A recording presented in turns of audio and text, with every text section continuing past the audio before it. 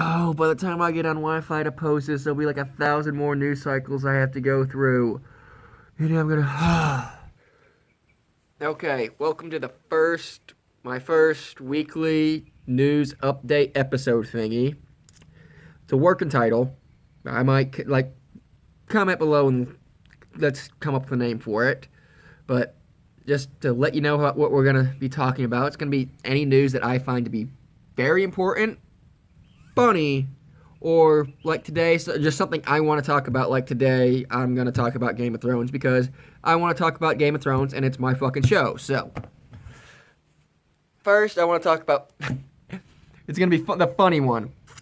AOC. God, isn't she just the gift that just keeps on giving? Oh.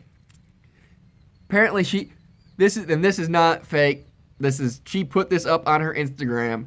She does not know what a garbage disposal is. There was a video on her Instagram saying, apparently, like, this is what they call, like, a garbage disposal. Like, I've never seen one before, but, like, you flip this switch and it just makes an awful noise and, like, wow, like, calm down.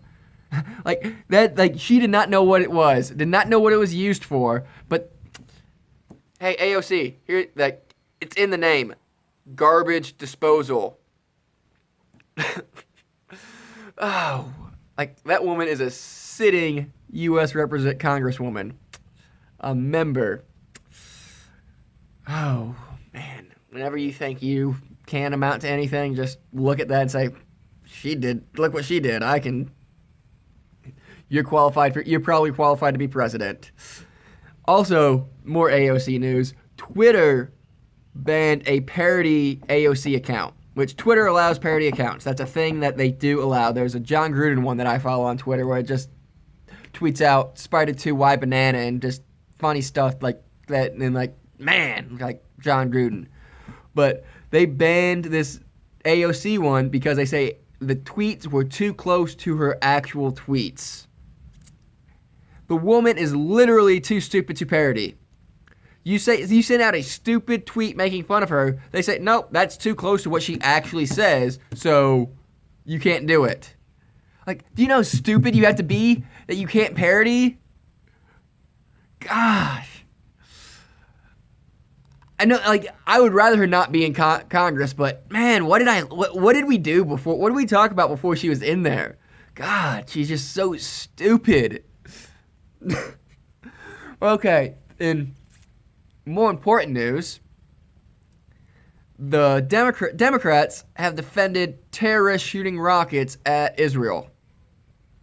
Yeah, that's a thing. They did.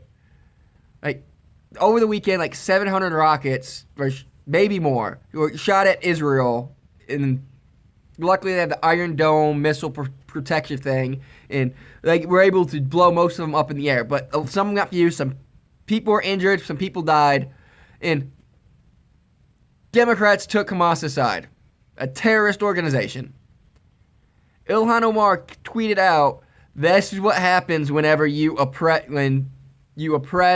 and commit humanitarian crises in Gaza." But the thing is, Israel doesn't control Gaza. Hamas does. That's part of the Palestine Authority. Like, they are in control of Gaza. So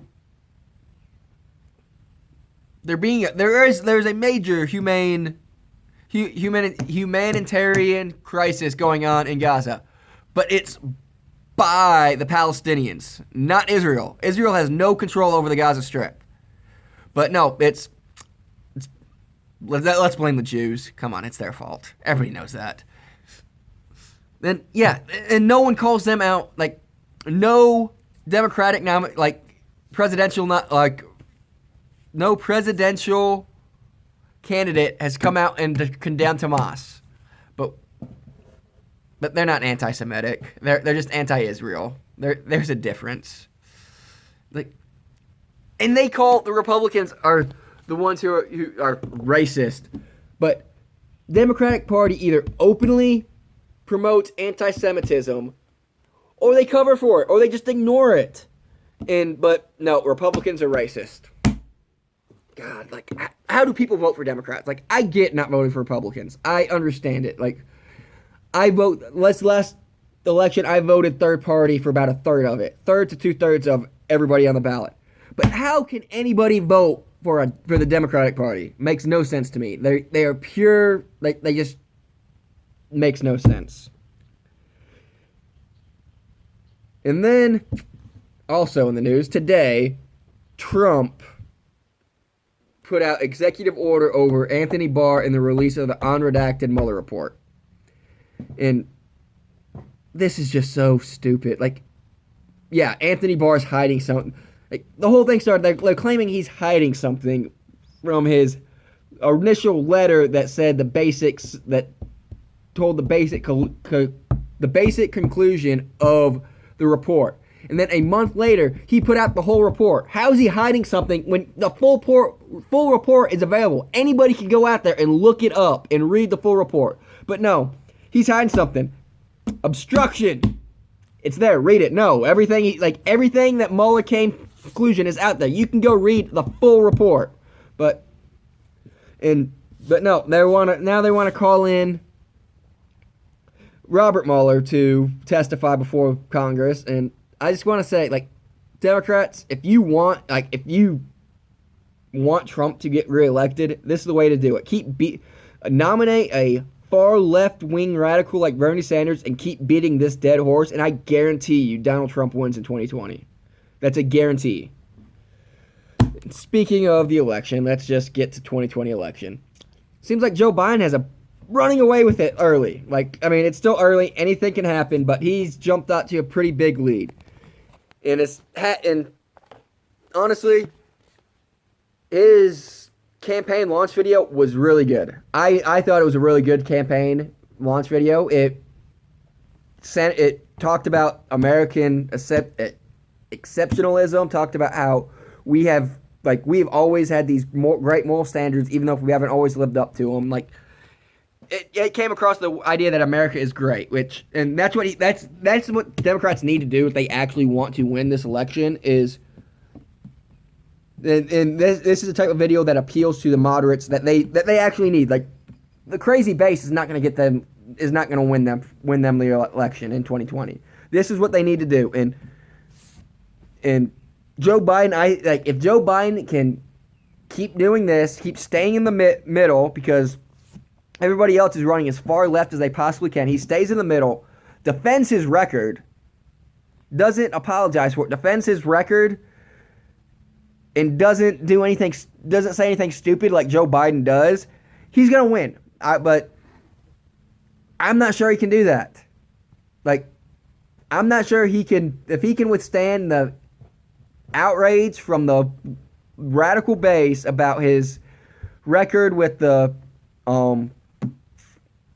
crime bill that he authored in the 1990s and being against the forced busing in the 70s, which were both pretty good things. If he's against that, if he can defend that and not kowtow and apologize to the radical base and not say anything stupid, he's got this election. He's got the nomination. But I don't think he can do that. He's Joe Biden. He says something stupid every other day, and I don't think he's strong enough to defend his record. I think once the left-wing media starts hounding him, he's going to turn around and apologize, and this is going to be Joe Biden apology tour. So, yeah, but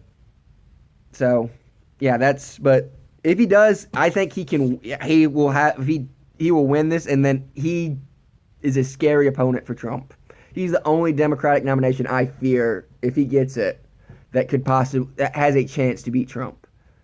Everybody else, they're too left-wing for America. They're too radical for the American people. So, yeah. Now, last thing, we're going to talk about Game of Thrones, because this last episode this Sunday was the best episode of this season so far. And spoilers ahead. From here on out, everything is spoilers. So if you have not been watching Game of Thrones or not caught up, turn off right now. You are stop watching. It is I'm not doing any more news analysts. I'm just talking Game of Thrones from here on out. So stop watching. You have been warned.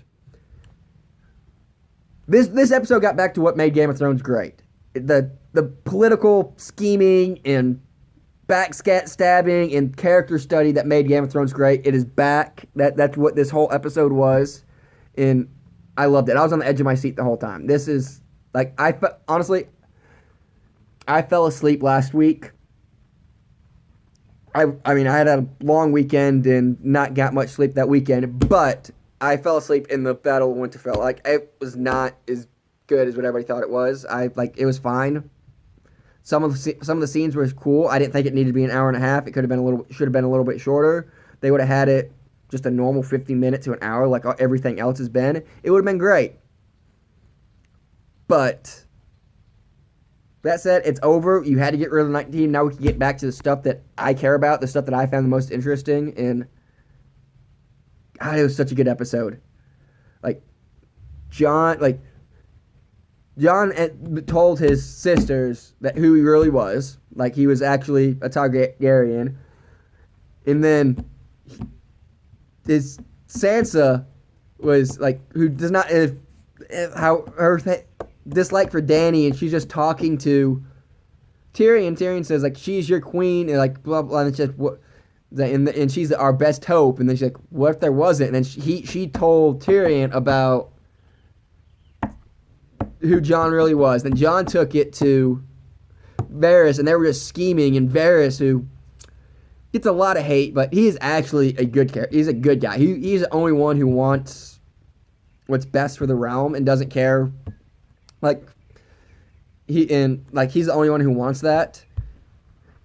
But then they'll talk about what they should do, how they handle it, and so on and so forth. And then I just want to say, I would be great advisor in the Game of Thrones world. Everything they said at the end when they were talking about what to do with Dany and Jon's situation, I said it too. It's an easy answer. Just let them get married. Marry them. I know they're aunt and uncle, but Targaryens have been marrying each other for generations, and they've already slept together, so who cares? It's not like you can't on-sleep with her, Jon, so you might as well marry her. It's what's best for the realm. You could have talked him into it. He's all about honor and loyalty. No, he's you could tell him, hey, just marry her, and then this whole thing just goes away. So, yeah, there's that. Next, yeah, that's Game of Thrones. Such a good show. Oh, the ending, I liked the ending too. I'm ready for, I thought Grey Worm should have died last week, and then I thought it was when they kept him alive just so they could so he could have a happy ending with that one former slave chick. Don't care to remember her name, but then they killed her off. Oh, then they showed the bits and pieces of Dany, who's is gonna turn evil. God, it's her line is, she's like, I came over here to end tyranny, and I don't care how I had to do to end it. It's that's what makes you a tyrant. You just see the seeds being planted of her going crazy, and it's it's predictable, but it's good. And best episode of the season so far. I hope the next 2 episodes, I think that's all that's left. There might be 3, but I'm pretty sure it's only 2 episodes. Build off and just keep getting better. And yeah, that great episode. So, all right, that's the news this week. AOC's an idiot. Democrats are anti-Semitic. Democrats are are being stupid over Robert Mueller. Oh, I'm in 2020. Joe Biden is looking good in the election, and Game of Thrones was awesome. So, yeah. Thank you all for watching. I've been Jason Cave, as always. Follow me on Instagram, Twitter, JKman93, and if you have a better name for this than weekly news update episode thing, let me know, comment, let me know, and thank you all for watching. This is Wednesday the 7th. I'm going to try to put this out tomorrow, which will be Thursday the 8th, I believe. I don't know. I don't work Sunday through Monday, so my days get a little screwy, but yeah. Yeah, that's the news. This is what. So, yeah, thanks for watching, and please like, share, and subscribe. I'll see y'all next time.